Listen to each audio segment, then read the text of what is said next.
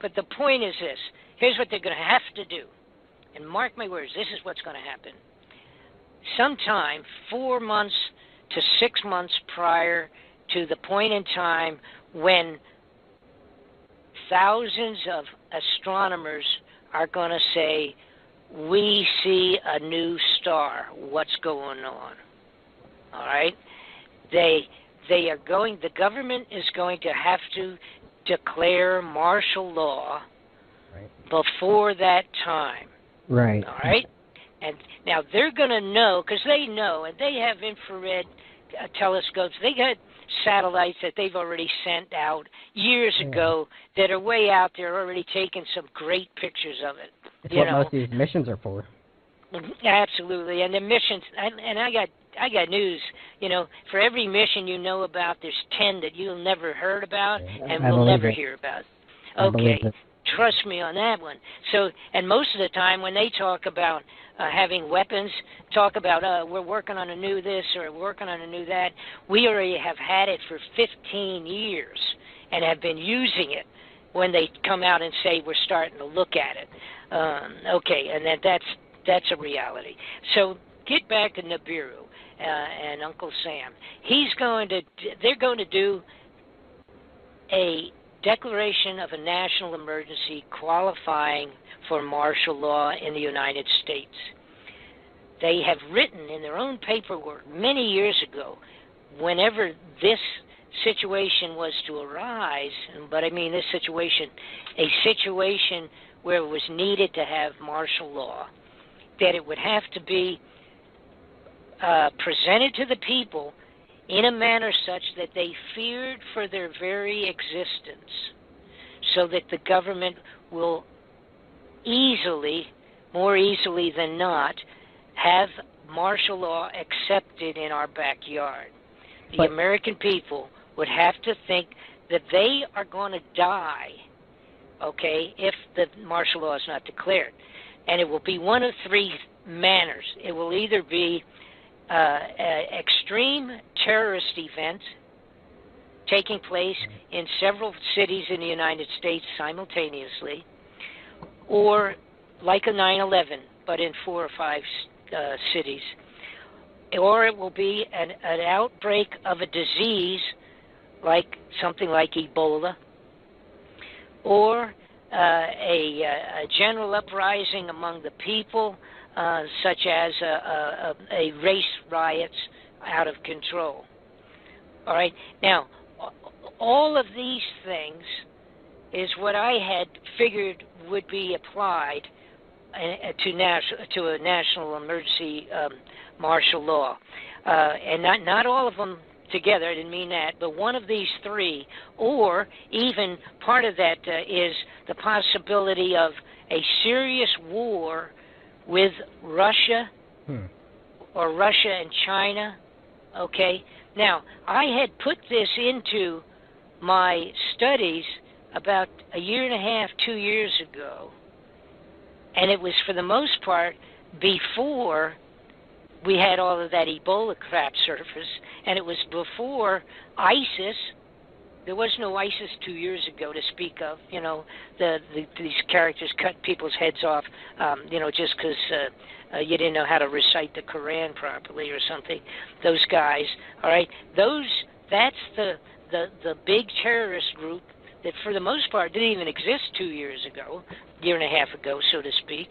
The Ebola, it did exist, obviously, but it wasn't, a couple of people died in America with it. They kind of tested the water with that one to see how people would react. And the other one is, of course, that Russia, up 2 years ago, hadn't started to move into Ukraine. So now we have all of the possibility of a Russian problem, serious. It's a serious problem. We have the problem of the diseases. They're all over the place now. We got measles breaking out. We got Ebola. We got all this gobbledygook happening again. And then, of course, the ISIS concept of terrorism, the possibility. The people of the United States in one day would buy into martial law if some people calling themselves ISIS had major terroristic events in 5 cities or states? The American people would accept martial law tomorrow.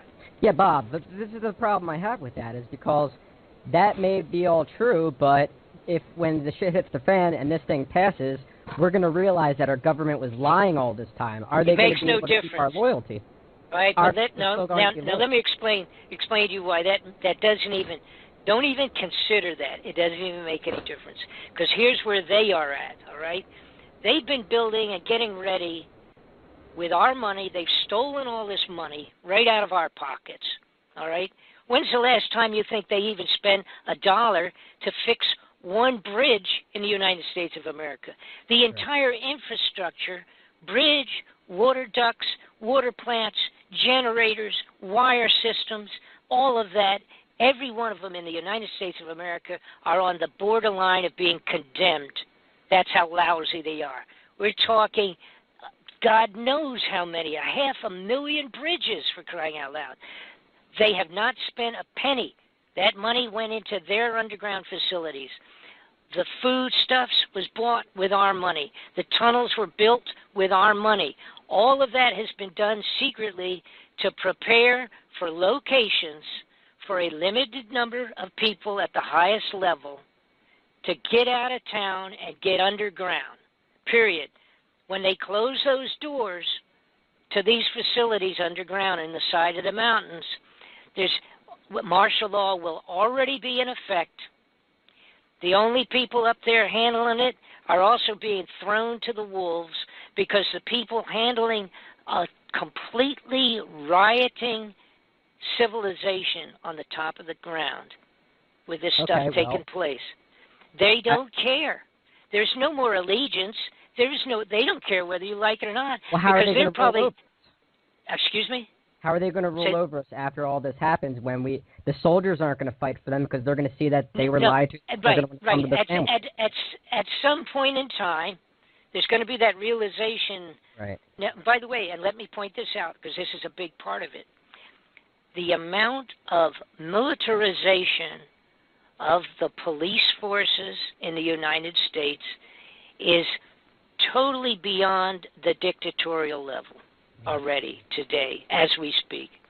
They have been training in a military direction since at least 1995 when I first saw grenade launchers, gas masks, tanks, troop carriers, 50 caliber machine guns and full automatics being delivered to the police stations around the entire nation of the world. I mean, every state in the nation here. Right. All right? And that started in the 90s. They have these programs where they actually will give a police station and a sheriff's department grenade launchers and all these things that I'm talking about, 50 calibers, riot-controlled tanks and machine guns, 50 caliber machine gun, full automatics, and all this kind of stuff into these police forces. They've been doing it since 1994 that I know of. As of today, I have the amount of money, and by the way, that's in the DVD too. I have pictures of the sheriffs taking delivery on this stuff. I have the amount of money that's been spent. Why is the Forestry Service getting millions of dollars of full automatic weapons and riot control gear? Why is the IRS ordering thousands of bullets and thousands of machine guns under the banner of the IRS? Why is the Social Security system have purchase orders for the same kind of stuff? These are actually false billings in some cases, to where they're just saying that it's going to the Social Security. So what's the Social Security doing with machine guns? All right? So they've been doing that intentionally, and that's to build what is a military-controlled police force throughout the United States of America to control the riots, only to protect those people until they get down underground. Once they're underground and they shut those doors on the facilities, wait till you see the films and the pictures that I've got and the DVDs about this thing in terms of the underground facilities. The doors are constructed so that if an atomic bomb went off up on the top level, it won't even affect their doors. Nobody's going to be able to get any place. Then when we travel through, when we have Noah's floods and we have all the electrical power off, think about that one. I mean, that's something else too. The electricity gone, period. The entire globe, all the power off.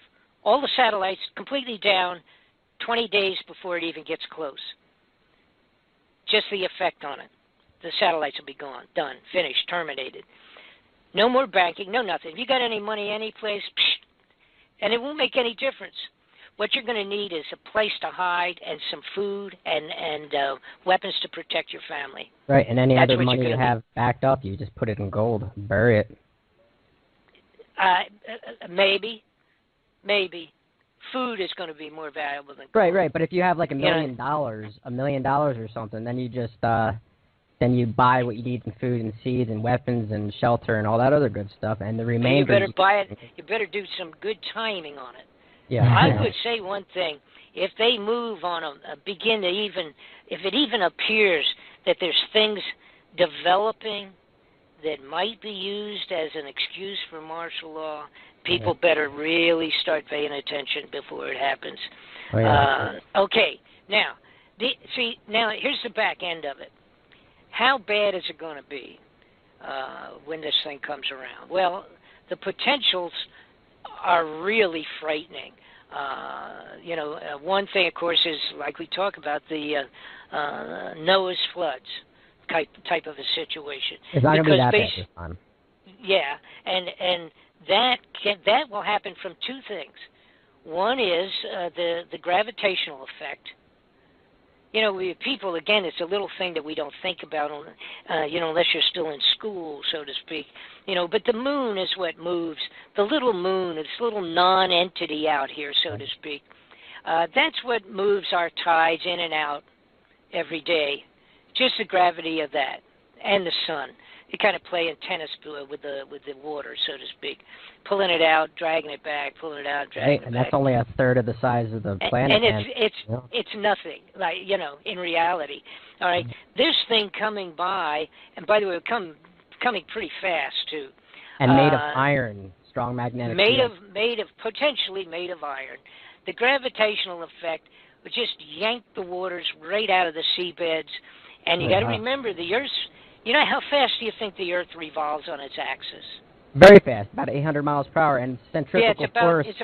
It's actually about 1,000 miles an hour. Right, and the centrifugal force will cause all that water to go on all the coastlines. Well, yeah. The problem is so that's one problem. Then the next problem we talked about, with the Earth potentially passing through the tail of this thing, that would be. The tail basically coming behind it. I don't know how long it would be, but that could be really long. But as long as it's going fast, really quick, that's good for us, so to speak, on one hand.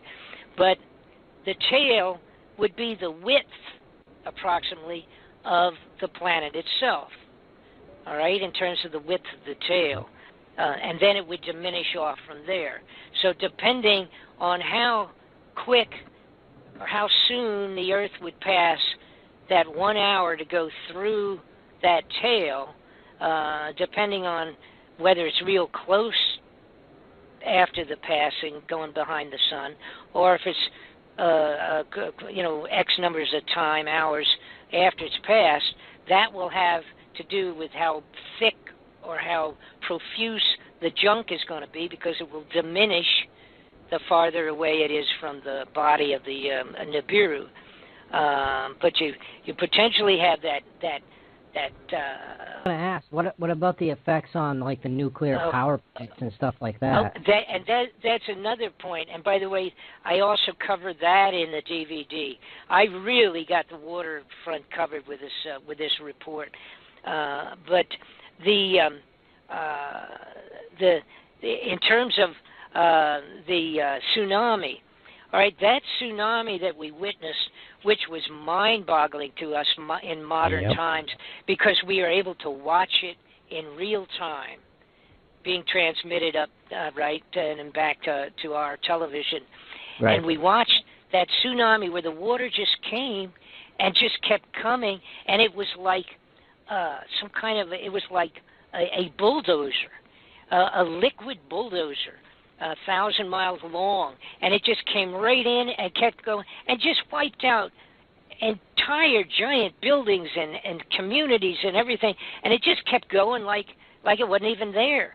Turned everything into floating debris, floated 500,000 vehicles, for crying out loud. I mean, it was mind-boggling. Now, that came from the middle of the ocean, pretty much, that far away, way out in the ocean, and it was a little tiny earthquake hiccup. That's all it was. It was compared to a big one, okay, a giant one. It was just a kaboom and a collapse of a couple of miles underneath in the seabed, causing a big wave to start, and that's the tsunami. And it goes out 360 degrees from wherever that took place, travels at 500 miles an hour is like an average. 500-mile-an-hour wave, and it gets bigger and bigger and bigger as it gets close to the shoreline, and of course just builds on itself. All right. Now that was a single hiccup, but it wasn't a gigantic earthquake. All right, I don't remember what it was, but it may have been a 5 or 7 or something like that. All right, which in downtown Los Angeles would be bad, but not in the middle of the ocean. But that tsunami did what it did. Now, the possibility of multitudes of meteorites or asteroid junk, space junk, the size of a school bus, hitting into all of the oceans, not counting the fact that you might get a couple of them in New York City or Los Angeles or wherever, any place on the globe, and that even the worst of it relates to where the frontal part. The worst part is probably going to be the front of the planet Earth when it goes through this tail of all this junk. Now, again, thinking in terms of it spinning at 1,000 miles an hour, and it will take about 1 hour for it to pass through it, the front will be changing, revolving, such that for that entire hour will be at least 1,000-mile front at any time going through all the space junk, if that made any sense to you. It'd be, revolve.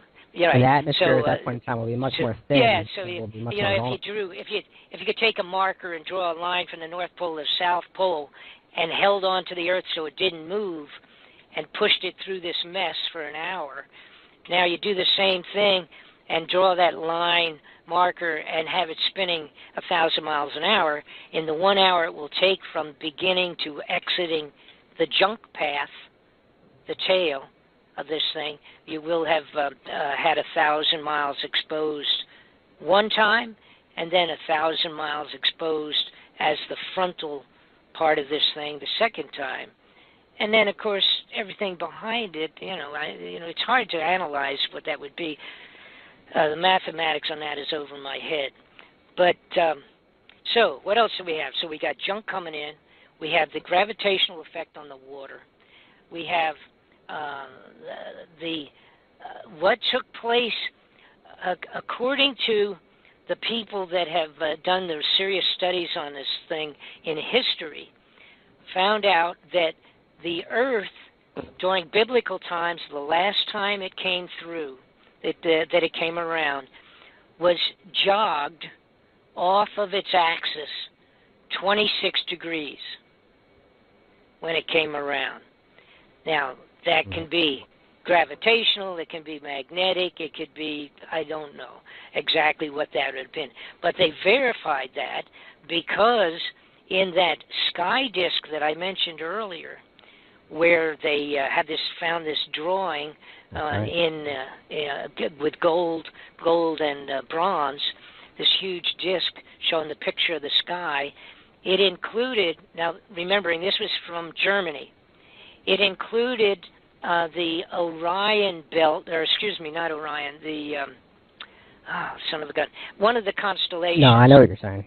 Yeah. One of the the constellations that normally would not be seen in Germany, right, in the sky at that time. That's right. All right? But it was on the bottom side of this plate, on this drawing, if you will.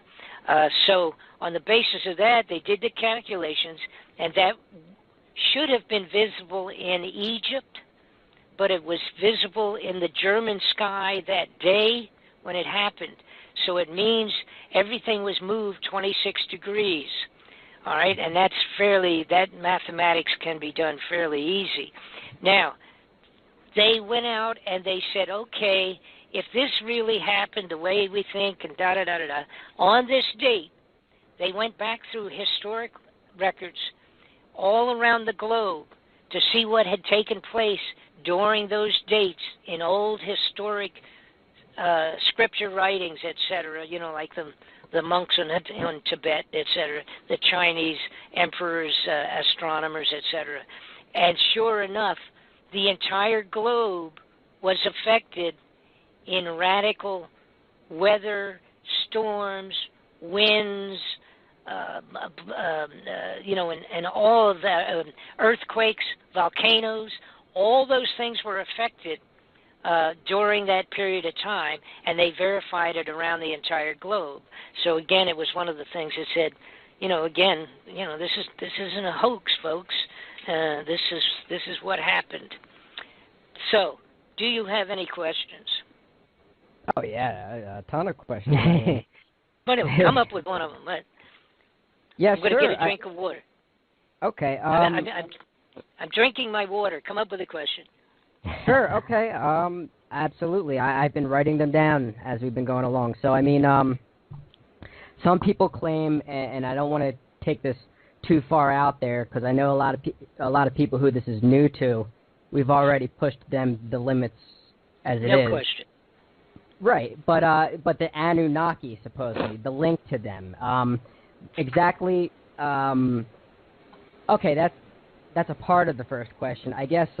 Do these Anunnaki live on that planet?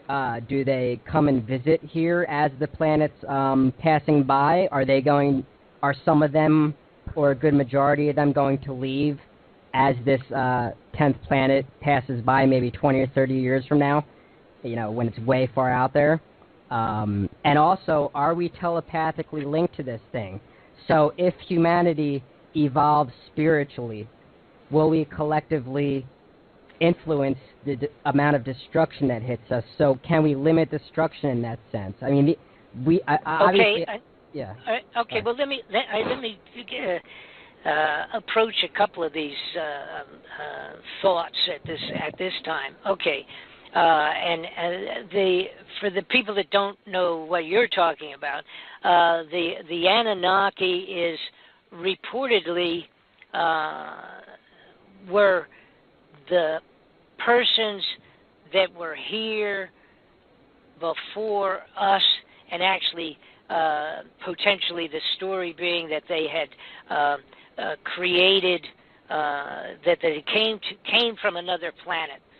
All right, back whatever period of time it would have been, and that they would have been some of the first visitors from outer space, and that literally created many of the, basically created human beings to work under their command, to do mining, on the globe, on the globe of Earth, so that they could take gold back to their planet. And the implication is in the stories, again, this was part of the clay tablets that I referred to, that were the Sumerian clay tablets describing the incoming of Nibiru. Now, according to the deciphering of those clay tablets, which, by the way, I equate it sort of like a diary of some people literally living and writing these things down 4,000 years ago in the nation of Sumeria, which is now Iraq, Iran area on the globe today. And part of that story was, however, this is the important part. First off, some people, of course, still don't even believe in aliens and flying saucers and things of that sort. That's a mistake if you don't believe that exists. I'm afraid that's really a mistake, and it doesn't affect religion at all. The bottom line is some the very staunch Christian would say that God created the earth and the people on the earth, and that was the end of it. But see, that would shortchange my God, because why would he just take out of all of the unbelievable creation of the universe, of the whole thing, why would he just select one lousy little planet that's over here as his only location to put living beings? That doesn't make sense, even religiously, actually, if you left and right, being good over here and evil here, and we all pretty much know the difference between it. You can't say that you don't. I think the problem, and it remains to be seen, myself, I absolutely believe in alien life. I absolutely believe aliens exist on the face of the earth. Mm-hmm. I believe that aliens are working hand in hand with people at high levels of governments on the globe. I believe aliens affected Adolf Hitler, and that's a little spooky, because that would indicate, from our point of view, that they were giving a helping hand to the evil side. But we have to realize something, which is really scary stuff. First off, if you accept the fact that aliens are out there and have been zipping in and out of the globe of our Earth for tens of thousands of years, or maybe even 100,000 years, I don't know, which I do believe, absolutely, we have a real problem, and that is that we are no more advanced than a well-grown frog compared to them. And the idea of are they going to come to help us? That's been a question, assuming alien life exists, which I do believe. To not believe that is foolishness. Some of the admissions that we've gotten from... I believe it lightly, Mr. Fletcher, but I mean, the only thing is, if they were some sort of beings, fifth-dimensional beings, for instance, demonic, whatever, fallen angels, they could make themselves appear however they want. So all these meetings with government officials, they could just say they are from some other planet. Oh, well, whatever. But see, I've done it strictly and totally on the basis of the development of products and things of that in the last 50 years. Okay. There's no way that we went from horse and buggy to landing on the moon in 75 years. Right. Without assistance. Right. I'm sorry. And do you have any idea? When we get into this a little bit, if you want to, do you have any idea how many crop circles there are that have taken place in the last few years? Oh yeah, I've seen a couple myself. I've seen dozens, probably at least 30 or 40 UFOs in my life. Oh, okay, so. Good. Now here's and that's great, because you're a step up on an awful lot of people by the fact that you had seen that many. Yeah. But the point I was going to make is like 25,000 crop circles over the last 20 years or so. The number gets mind-boggling, and the intricacy and what they are. Some of them are blueprints. Some of them are astronomical diagrams of space and outer space and planetary constructions. Some of it is medical. Some of it's other types of high-level scientific information. Now, why it's being delivered in that configuration, I'm not sure.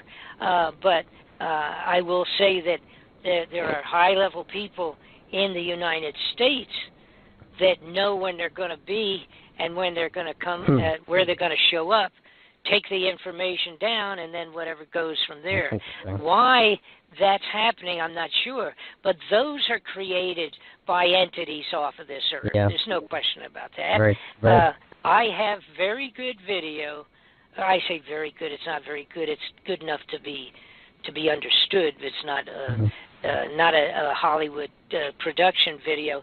But I have a couple of good videos of the 18 to 20 inch bronze-colored balls coming down and just going over the field and swinging around in a circle and creating an entire crop circle in 4 seconds. Yeah. We have that on film, see?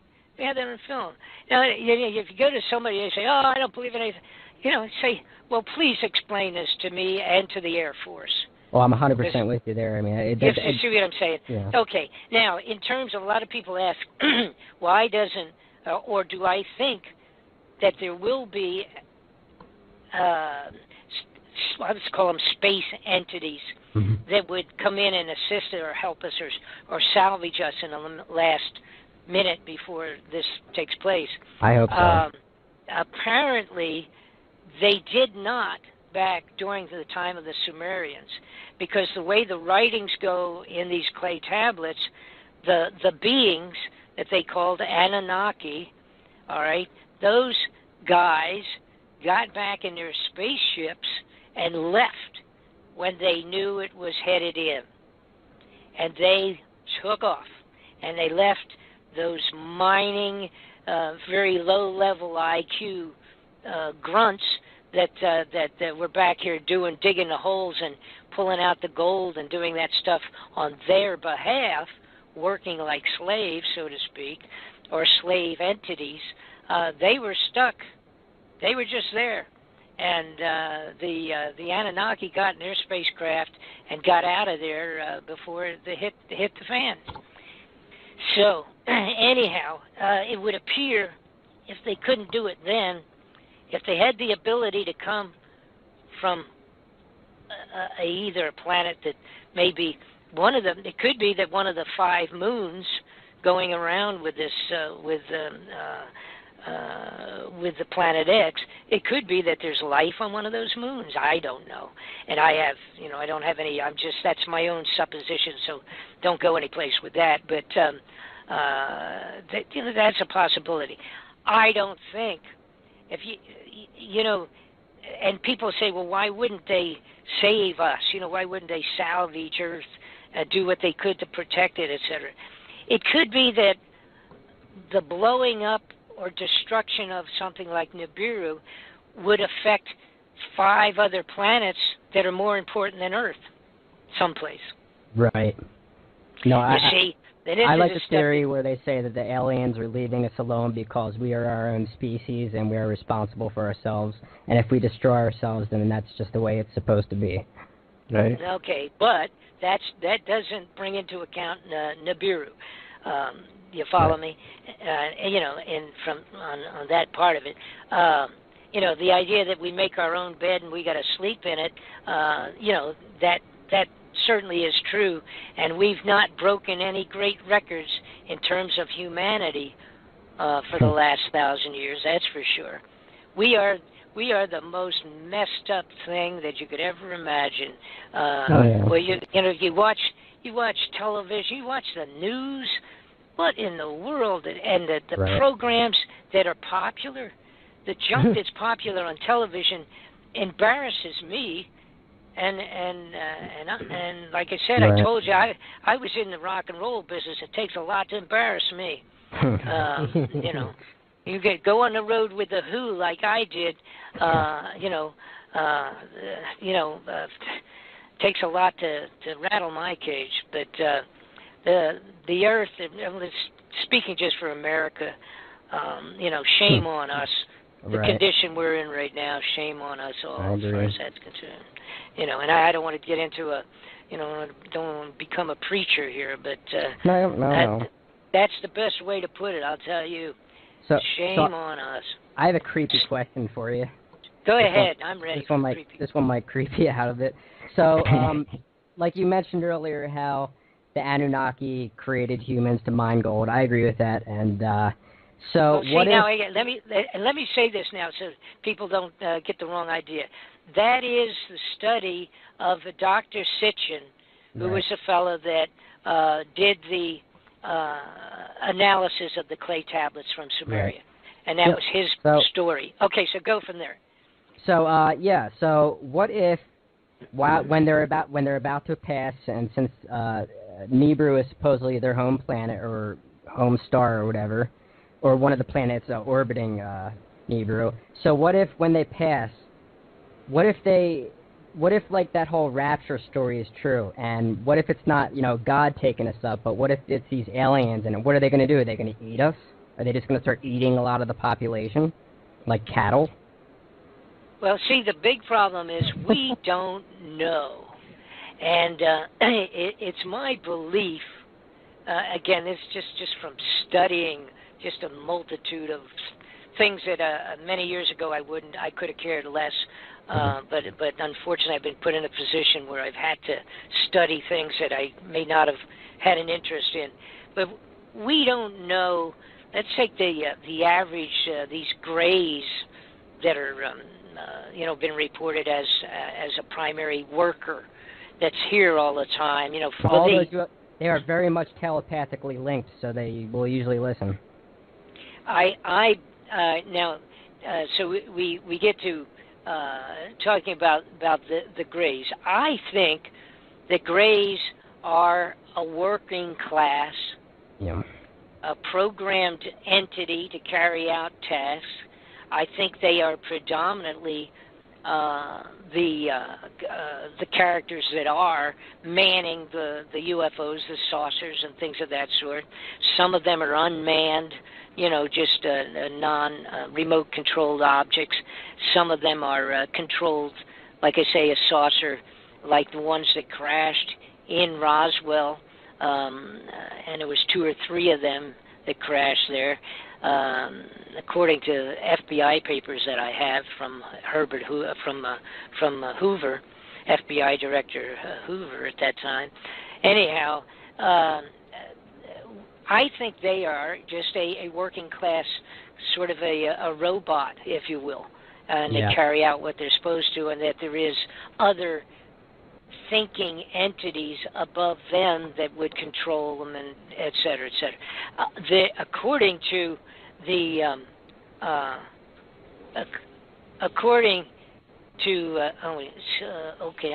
my wife is just telling me what time it is. According to I totally lost my direction here. I believe those little entities, they are what they are, and I think a remote control situation. According to many people that have come forward with a thing called the Discovery Project? I think that's what it is. The taller ones are clones. The Disclosure Project, that's what it is. Disclosure Project. These guys, a couple of them I know personally. Their summation is that there's as many as 300 individual different space entities that have been coming in and out for so long around Earth, and there's that many of them.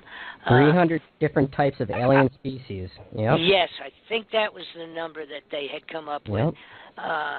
And you know, when you really get into it, and as a couple of our astronauts, a couple of the guys, what's his name, went on the moon, Edgar Mitchell. Edgar Mitchell went on to the moon a couple of times, twice I think. I have the recording of it. As soon as they landed, he said, "Oh, they're here. They're ahead of us, and their craft is parked up on the edge of the crater over there, and it's gigantic, and I can't believe it, but they're here, and just like we talked about, they're already up here waiting for us." And you go to the fellow that was in charge of Skunk Works operations that created all our spacecraft designs and all of that. Just before he died, he said, "We have been flying, we have had the capability to go to the outer planets and fly around the planets for years and years." And he says, it's never going to be made public, but we've been doing it for years and years. And when these guys at that level, he had no reason to lie. He was dying, right. I mean, literally on a deathbed kind of a thing. He said, we've been doing that for, and they're talking about warping space and time. It's the only way you can go between the planets, etc. That is portal wormhole has been an old theory for long. And the truth is, and by the way, you get into that a little bit in the DVDs. The bending space and time is the only way. You can literally end up going forward in time, back in time. Time and space is a graphic entity that can be varied and altered. And once you can figure out how to bend it, you can instantaneously go from a craft 50 miles over top of New York City to 50 miles over top of the moon. Anywhere. And do it within a blink of an eye. These entities that do exist out there, they have that ability. But they also have the ability to help us or not. And I don't think the way the people at the highest levels of our corrupted government have been scurrying around building their rat holes to hide in, I don't think they've had any indication that any space entity is going to come down and help us out when Nibiru comes back again. I think they will. That's good. Well, I think they're going to be crushed underneath their underground cities. Excuse me? And I don't know. And I don't know. It's a global earthquake here. When this thing passes and the tectonic plates realign and they move back up, this is going to be a worldwide earthquake. Right. Every place will be at least a 9.0 on the Richter scale. Some places 15.0. Yeah. I believe it will be. We're looking. If it does not get pulled away, in a manner such that it doesn't do this major damage, we're going to have tsunamis, earthquakes, volcanoes, meteor storms, and all of the above in a very short period of time on the globe. I don't know how well off these people are going to be underground with their facilities. I'm going to get out of here. But you mentioned it earlier, and you want to have another little thing to just add to the soup here, so to speak. We have 130 nuclear power plants in the United States. Yeah. And when they go through their melt thing, it only takes one, but that's when we're going to need their help. If half of them go through this meltdown situation because there's no way to control them, so you're talking 100 years before the general area, any one of those is even livable again. Yeah, and if all of them go off, you can forget about it. So we're definitely going to need their help.